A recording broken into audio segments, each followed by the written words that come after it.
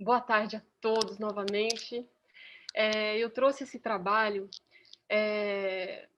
chamado Batuque, Samba e Macumba, os trajes de baiana a partir das aquarelas de Cecília Meirelles, porque fui muito motivada. Pode passar para o próximo. Quase que eu estava aqui com o chilique do dedinho. Eu mesma ia passando. Eu fui muito motivada por um livro que tem esse título, uma reunião de estudos de gesto e ritmo feitos pela Cecília Meirelles, de 1926 a 1934. E traz uma faceta realmente inusitada, geralmente, para os dias de hoje, uma vez que a gente se lembra da Cecília Meirelles como autora, né, de literatura, poeta, né? Ela foi também dramaturga, foi cronista, foi, né, muito múltipla, e a gente não sabia dessa, eu não sabia dessa faceta da Cecília que pintava, né? E tem um livro, né, que eu encontrei, fiquei maravilhada e fui verificar, né, se esses trajes que ela trouxe nesse livro, né, se desse período específico do primeiro terço do século XX no Rio de Janeiro, se a gente via esses trajes realmente sendo utilizados, se era exatamente como ela tinha pintado. E vocês vão ver, né, nesses desenhos que eu vou mostrar para vocês, a vibração que eles trazem, né, a energia do movimento, né, não é à toa, são estudos de gesto e ritmo, né, isso está muito presente nos desenhos da Cecília. E, além dos desenhos, esse livro traz também, transcrita, uma conferência que ela fez em 1935. Acho que a gente pode passar para o próximo slide, por favor. Né, a gente tem aqui a Cecília Meirelles. Pode passar para o próximo. Né, é uma outra faceta dela que também poucos conhecem, né, que ela foi bastante ativista dessa questão do estudo, né, das nossas origens e, portanto, fomentou muito o estudo do folclore, né, das nossas festas populares, o estudo da nossa cultura popular e a inclusão desse estudo nas escolas. A Cecília também foi educadora, né? Isso é um outro dado que eu ainda não tinha dado para vocês. Aqui tem uma fotografia onde ela aparece junto com os outros membros que fizeram parte do primeiro congresso de folclore. Ela foi secretária-geral nessa ocasião. Pode passar para o próximo. Ela se colocou, né, em outros eventos ligados ao folclore no Brasil. Essa fala dela achei extremamente interessante, né?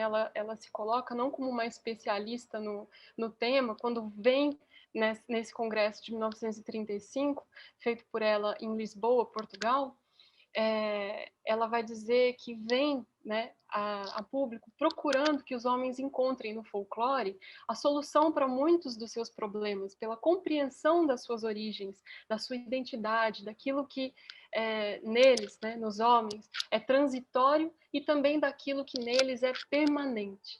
E eu achei extremamente interessante essa fala dela, porque dentro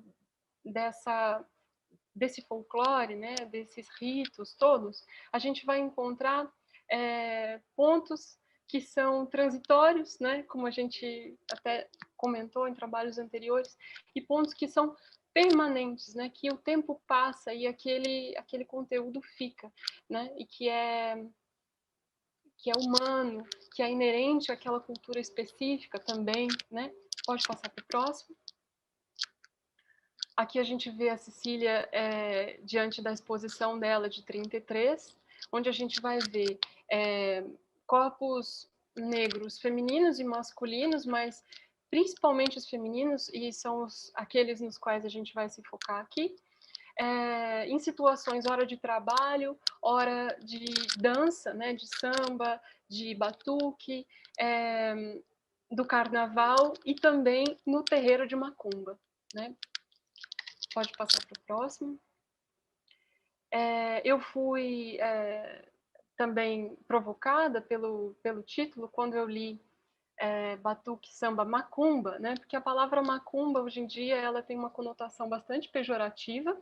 E eu falei, peraí, por que está a macumba aqui? Vamos entender um pouco mais. Daí eu fui pesquisar a respeito, e a gente vai entender que a religiosidade afro-brasileira, né, que adquire, por exemplo, na Bahia o nome de candomblé, no Rio de Janeiro vai adquirir o nome de macumba, né?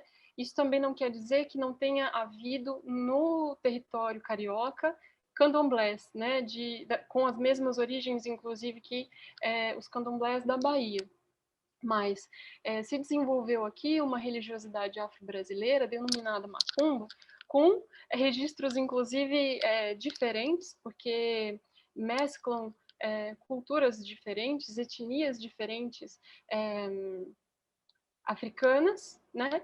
E também outras culturas que, porventura, influenciaram essas culturas africanas, como, por exemplo, a islâmica, né, em alguns casos. Então, a macumba, eu não vou tratar aqui, é um assunto extremamente extenso, me parece mais híbrida, por todos os registros que eu encontrei na minha pesquisa, do que o candomblé baiano. Vamos lá. Aqui a gente já tem uma aquarela da Cecília, né, onde a gente vê essa figura feminina, essa baiana, em movimento, né? E a gente vai perceber que todos esses desenhos que ela traz chamam a atenção para o gesto e para o ritmo, não apenas dos corpos, mas também para os trajes em questão. Pode passar para o próximo. E a gente vai falar dessa expressividade de um modo integrado, né? Aí, puxando aqui o professor Zeca Ligiero, e que, por sua vez, né, recorreu ao filósofo angolano Bonseki Fukiao, ele vai dizer que o ato de dançar, para os africanos, deve ser entendido em conexão com o cantar e o batucar. Devemos considerar as três ações juntas, como um conjunto único e indissociável, responsável por religar o círculo social, fazendo fluir a energia entre os vivos e os mortos. Pode passar para o próximo. A reconexão dos mundos por meio de batucar, cantar, dançar evidencia a impossibilidade de separar religião e entretenimento no caso das performances africanas, que são formas complementares dentro do mesmo ritual. Né? Então, esse trecho eu achei bastante importante, né? Porque chama atenção para um modo desse corpo negro experienciar o mundo. Né? Ele experiencia o mundo através do corpo. E esse modo perpassa todos os âmbitos da vida social, faz parte tanto do aspecto festivo, quanto do religioso, como do cotidiano do povo brasileiro, das celebrações católicas aos folguedos e ritos afro. Pode passar para o próximo. Aqui a gente vê uma outra aquarela dela, né, em que essa figura feminina dança, e a gente vê esse corpo integral e interconectado. Né? O corpo da baiana, tal como estamos enxergando, não é tangenciado apenas por sua pele, mas também por seu traje, pelos movimentos corporais que expandem esse corpo na dança, que o animam. Né? Pode passar para o próximo. Então, a gente vê esse corpo como junto com esse traje, de modo integrado. Eu retomei aqui a fala do Richard Schechner, né, no Performer, em que ele vai dizer que o ator, né, performer, e fiz uma comparação com as baianas, retratadas pela Cecília, né, dizendo que são, ao mesmo tempo, criadoras, modelo e criação. Elas mesmas elaboram o próprio traje, né, portanto criadoras, elas mesmas o vestem, mudando a conformação de suas peças, de acordo com as mais diversas atividades e propósitos, portanto, são também modelo, e são as grandes responsáveis pela identidade que construíram a partir de seus costumes, repletos de beleza e significado, né? Então, também são criação. Passo para o próximo, por favor. Consideremos essa aproximação, né, com aspectos da performance. Aqui a gente tem a baiana quituteira, né? Imagine a baiana quituteira que escolhe vender os seus doces usando o traje de terreiro como uma caracterização que agrega a ela e à comida um aspecto místico e especial, né, diante dos clientes. Próximo. Uma outra aproximação da baiana que não, uma outra aproximação, essa aqui é uma outra aquarela, desculpa, da Cecília, né, onde a gente vê o modo como essa baiana quituteira se instala para oferecer esses doces com seu traje. Agora o próximo. A gente pode imaginar também essa baiana nas rodas de batuque e de samba, onde ela dança e as saias esvoaçam, bem como seu colar, suas pulseiras, em movimentos sonoros durante os frenéticos passos de dança. Próximo.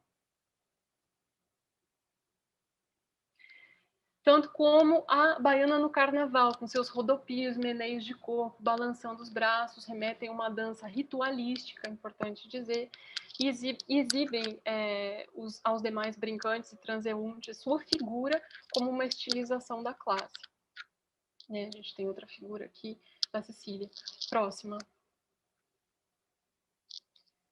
Então, a partir dessas performances que a gente destacou, né, não poderíamos pensar que a sua própria identidade é exteriorizada e se transforma como que em elementos cênicos, né, retomando pontos que o Schechner coloca para o performer, né? Não se trata, é claro, de uma criação de um personagem no sentido dramático, mas de modo análogo, né? Esses trajes colaboram para a construção dessa figura performática da baiana. Próximo. Schechner ainda vai dizer: a performance em si é uma atividade intensa, um estado exaltado que é intermitente, sagrado, místico e mascarado. É um jeito especial que o homem tem de cantar. O performer compartilha características com o curandeiro e com a pessoa em êxtase. Quer dizer, essas características que ele compartilha com o curandeiro, né? O performer está para a baiana em seu âmbito ritualístico, assim como também está para a baiana no estado de êxtase do carnaval, né, das suas festividades, Próximo. Ele diz também: além disso, o performer é um especialista em cantar, dançar, falar, em movimentação corporal. Ele está em contato com seus próprios centros. Também como performer, a baiana escolhe para sua vestimenta elementos que reflitam algo sobre a sua personalidade, seu estado de espírito, para melhor concretização do seu ato de alma. Quer dizer, passo para o próximo. Essa dança que ela vai promover, né, é um ato de alma. E eu descobri uma outra coisa interessante sobre o próprio termo baiano, que, segundo o folclorista Joaquim Francisco, que é citado pela Oneida Alvarenga, esse termo designa um tipo muito antigo de dança brasileira, que posteriormente vem a ser chamada de baião, né? Porque a palavra baiano vem do verbo dançar ou ainda bailar, que a tradição oral teria transformado em baiar, né? Daí baiano. Isso, né, faz a gente pensar que a baiana talvez ainda tenha outras conexões com essa ideia radical no sentido de raiz, né, da dança. Passo para o próximo, por favor. Aí, encontrei um outro pesquisador, o Gilmar Rocha, que vai considerar essa representação feita pela Cecília Meirelles como uma etnopoética folclórica. Ele está, nesse momento, retomando um conceito cunhado pelo antropólogo Hubert Fischer, que vai partir de construções não científicas, textos não necessariamente científicos, mas literários, para abranger de forma mais completa, segundo o ponto de vista dele, as manifestações culturais, né? Passa para o próximo. 15 minutos, tá, Carol? Uhum. Aí a gente tem aqui um apontamento sobre os desenhos da Sicília serem, então, etnopoemas, né? A gente vê que, através dos desenhos dela, acontece uma síntese poética, né, dessa cultura afro-brasileira. O Gilmar Rocha, inclusive, pensa na possibilidade de considerar a dança como um gênero de poesia cultural. Pode passar para a próxima. O traje da baiana potencializa o efeito da coreografia desenvolvida pela performer, né? Então, esse traje, ele, ao invés de desmaterializar o corpo, não é isso? Ele evidencia a presença do corpo e a sua materialidade na constituição de um corpo-imagem. Essas roupas de baiana traduzem esses corpos femininos baianos. Passa para a próxima. Das baianas, desculpa. Retomando um pensamento que o Mallarmé escreveu sobre a dança, que eu até apresentei, mencionei para vocês no ano passado, né, a gente vê um desenvolvimento de uma escritura corporal presente nesses gestos adotados pelo performer, né, a baiana, à medida que eles geram imagens expressivas naquele corpo. Passo para o próximo. E eu proponho um pensamento, né? Não poderíamos pensar também na criação do traje de baiana como um poema corporal, se a gente considerar esse traje na somatória, né? Somatória de gesto, ritmo e indumentária, né? A gente vê aqui 3 desenhos da Cecília que manifestam vigorosamente essa movimentação desse corpo feminino e o quanto esse traje colabora com essa dança, né? Com a tradução desse corpo na construção de um poema corporal, realmente. Passo para o próximo.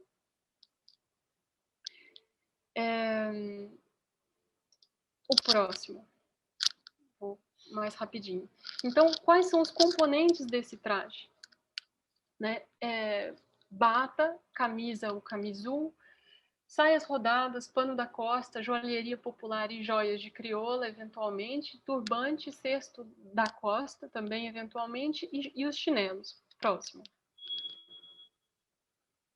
O turbante, também conhecido como turfa ou ainda torso, pode ser preso de diversas formas, explorando a criatividade da pessoa que faz esse arranjo, pensando na beleza da sua constituição ou pela praticidade do momento. Próximo. Eles têm origem muçulmana e cobrem sempre a cabeça dos filhos de santo. Próximo. A joalheria de crioula, a joia de crioula ou a joalheria popular, né? Então a gente vê nesses desenhos o uso recorrente de pulseiras e colares feitos com miçangas de vidro colorido, ou sementes, pedras, búzios, corais, coco, resinas, entre outros materiais. Também usam muito metal, né? Como prata, ouro, bronze, cobre, também algumas ligas metálicas de menor valor mercadológico. E isso também demonstra a técnica africana apuradíssima na metalurgia, que também tem influências islâmicas e portuguesas. Próximo. A Cecília Meirelles menciona as velhas negras, né, e que as jovens, as de agora, ela diz, não possuem mais os berrenguendengues ou os balangandãs. Ambas as palavras se referem ao mesmo tipo de objeto, que era uma antiga joia de crioula, de valor material e espiritual. E ela diz que naquele período não se usavam mais praticamente. Lamenta muito que essa sabedoria esteja sendo extinguida, né? E repara que essas mais antigas utilizam trajes em tons mais sóbrios, com os tingimentos em azul escuro, acinzentado, tons púrpuras, né, que estavam mais ligados à origem desses trajes, o tipo de tingimento que era desenvolvido na África, nos tecidos que vinham da África, inclusive. As velhas negras utilizavam braceletes, anéis de prata. Pode passar para o próximo. As batas, camisas, camisus, né, em geral, nessa tonalidade branca, a gente vê as camisas extremamente trabalhadas em rendas e bordados artesanais, como, por exemplo, a renda de Biot, Crivo, Richelieu. A gente vê aqui o traje da mãe Nicinha, um traje de santo. Pode passar para o próximo. Tem origem barroco europeia muçulmana, né? As camisas são usadas em ocasiões mais especiais, os camisus conforme o dia a dia, né? Encontrei essa informação na Helena Torres, e que o camisul vai ter um decote mais quadrado, comprimento até um pouco abaixo da cintura, raramente apresentam rendas, né? Que eram para situações mais cotidianas. Elas são usadas diretamente sobre a pele. Próximo. E as camisas, né, ricamente trabalhadas, bordadas à mão, tem essa golinha, ela é engomada, e essa golinha, por conta disso, se sustenta de pé, um pouco como essa foto que eu acrescentei aqui para vocês. Próximo. As saias, né, tem saias e sobressaias, é uma saia bastante rodada, com mais ou menos 4 metros de roda, com babados, bolso postiço. Elas tinham tons mais sóbrios, mas podiam ter alguma estampa, em geral floreada. Muitas delas eram feitas de chita. Próximo. A gente vê alguns exemplos no carnaval. E essas saias, elas eram engomadas, né, com polvilho, segundo o que a Cecília diz, para que ela adquirisse mais volume. A sobressaia era colorida, né, de seda, floreada, ou lisa também poderia ser. Como essas duas que a gente vê aqui são lisas. Passo para o próximo. Aqui a gente já vê exemplos estampados, e vê que o tecido me parece ter algum brilho, né? Estava ali na informação anterior que elas também poderiam ser de seda, me traz a ideia de um tecido mais brilhante. Próximo. E no carnaval, então, esses trajes são mais exagerados, né? Essas fotos que passaram anteriormente são fotos de carnaval. Esse desenho que a Cecília Meirelles traz aqui é um traje de carnaval. Os colares são extremamente volumosos, a saia é mais volumosa, né? Pode passar para o próximo. E as cores também são mais vivas. Elas utilizavam chinelos, né, que não cobriam todo o pé, eles iam até metade do calcanhar, deixavam o dedo mindinho de fora, segundo o que a Nina Rodrigues também diz, a ponta ligeiramente revirada para cima. Próximo. A gente tem ali dois detalhes de fotos, onde a gente pode ver esse chinelo pequeno, deixando o calcanhar para fora, combinando com o que dizem os desenhos da Cecília, e que eles eram de forro, de cetim vermelho. No carnaval utilizavam os mesmos chinelos, mas aí numa versão mais decorada, bordada ou decorada com flores. A Cecília diz que esse sapato não incomodava o caminhar, ao contrário, acrescentava um movimento mais saltitante para essas figuras. E o Raul Lodge vai dizer que ela tem uma influência mourisca chamada chagrin, né? Não sei como ela é pronunciada. Próximo. O cesto da costa, né, é um petrecho da baiana quituteira para levar pequenos elementos. Pode passar para a próxima. Elementos de ingredientes de compras para as comidas que elas vão fazer. Não eram usados por todas, mas era utilizado. Isso está nos relatos da Helena Torres, também está no livro da Cecília Meirelles, né? A gente também vê o pano da costa, que foi mencionado, né, pela Aimé na apresentação anterior. Ele pode ser confeccionado em algodão, lã, ráfia, ou seda, ou uma mescla, uma associação de mais de um desses elementos, formado pela emenda dessas tiras estreitas. Pode passar para o próximo. um chale retangular que tem mais ou menos esse tamanho de 2 metros por 90 centímetros, 1,20 m, e o modo dele ser vestido, né? Conforme a gente vai vendo essas aquarelas da Cecília, vocês vão percebendo que ele pode ser ajustado ao corpo de diversas formas, e essas maneiras de se vestir vão apontar para que ação essa pessoa que está utilizando esse pano da costa vai empreender, né? Se é no terreiro, qual é o orixá que ela vai representar, se é para trabalho, se é para uma outra situação cerimonial festiva. Próximo. Bom, sobre o carnaval, né, que já encaminhando para o fim, eu trouxe essa fala que está presente no léxico da pedagogia teatral. A brincadeira possui ainda 3 características essenciais. 1, ela faz parte da vida, ou seja, suas atividades estão integradas ao cotidiano das comunidades onde surge, seja nos ciclos agrícolas, seja no calendário festivo, religioso. Nesse sentido, trata-se de um espetáculo cujos protagonistas são originalmente os integrantes das comunidades. É um espetáculo total, por unir o teatro, a dança, a música, as artes plásticas, e 3, distancia-se da linguagem naturalista. Próximo. Aqui a gente vê figuras do carnaval carioca desfilando como baianas, a gente vê figuras femininas e não femininas também, né, e masculinas. Próximo. Finalizando, a exibição do traje em sua versão exagerada pelas ruas no carnaval serviria para grifar a presença negra na capital, sublinhando sua graça, sua força espiritual, sua religião e seus aspectos tradicionais com cores fortes. Próximo. E próximo. Trouxe aqui algumas das referências que eu utilizei, apenas as que eu mencionei nesse PowerPoint para vocês. Tentei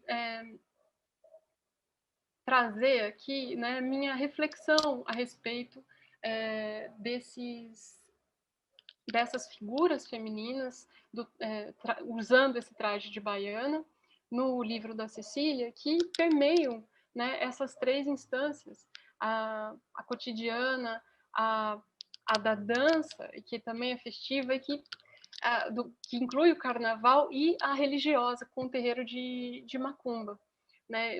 A maneira como elas se interrelacionam, exatamente como o Zeca Ligeiro trouxe naquela fala que eu apontei no início, sobre essa interconexão entre essas atividades no campo da cultura afro-brasileira. Isso se reflete nos trajes que são utilizados.